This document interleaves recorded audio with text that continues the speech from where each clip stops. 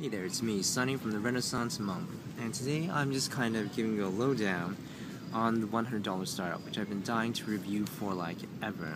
And I've read the book practically twice, maybe thrice, because there's just so many gems, so many awesome gems in that book, and it's such an inspiration to read so many stories of people who have started their own businesses and really become micropreneurs. Some of them, digital publishers, some of them sell furniture, some of them sell recipes.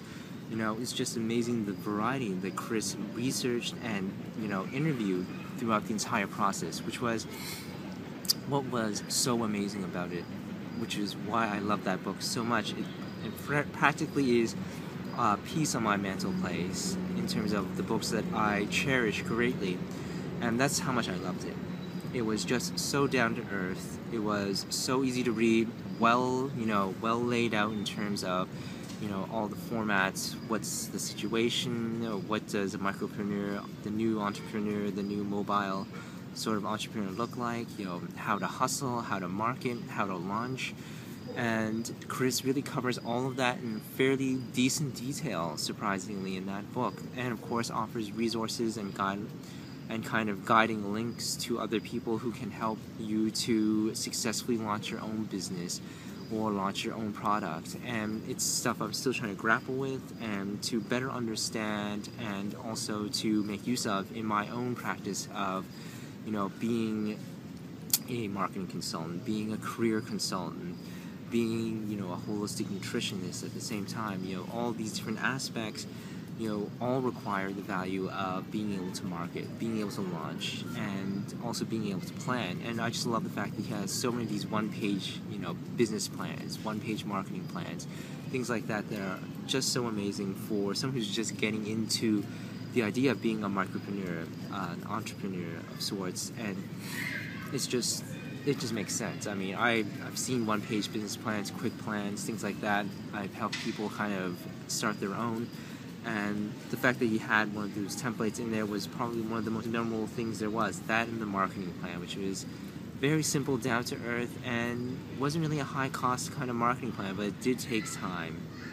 And a lot of it will take time, and a lot of it will have failures and successes along the way, mistakes. And all these entrepreneurs and micropreneurs, they all had that kind of thing, whether they were doing knitting or brick and mortar kind of coffee store.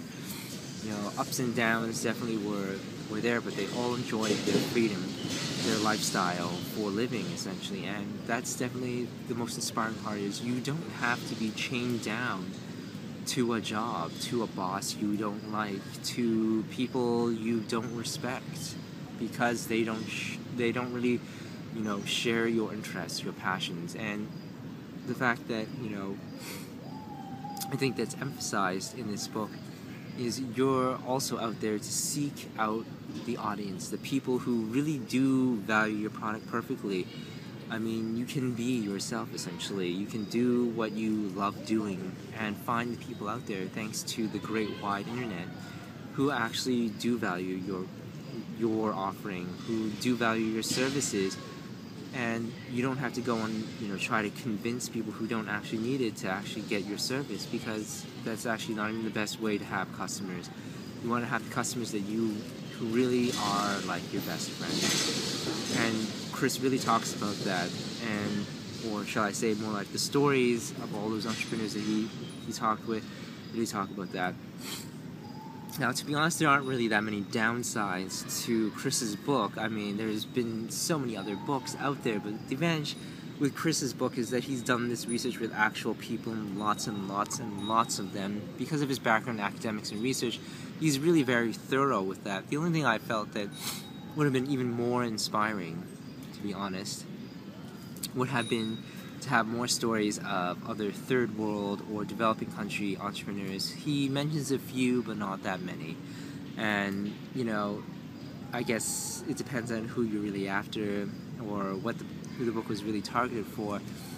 But at the same time, it would be more an awesome inspiration to read more of those kind of projects elsewhere in other countries. I guess it's really the challenges of both language barriers and, just time constraints made it difficult for Chris to be able to include that many more stories like that from other countries.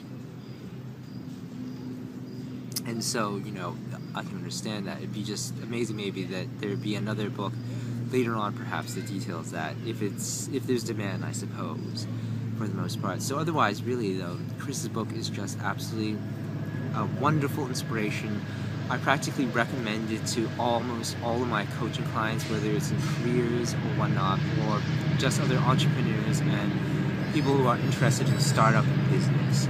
And so I'll definitely be sending that to like a whole bunch of people I can name, my Facebook profile, old high school friends who are interested in starting their own business, things like that, and seeing that and hoping that it really helps them out. So definitely, that's my review for the $100 startup by video anyways. Feel free to read my full review, you know, below. The link is in the description, or sign up to my newsletter as well, which is also on my website, or the link below. And hopefully you will be inspired by it just as I was.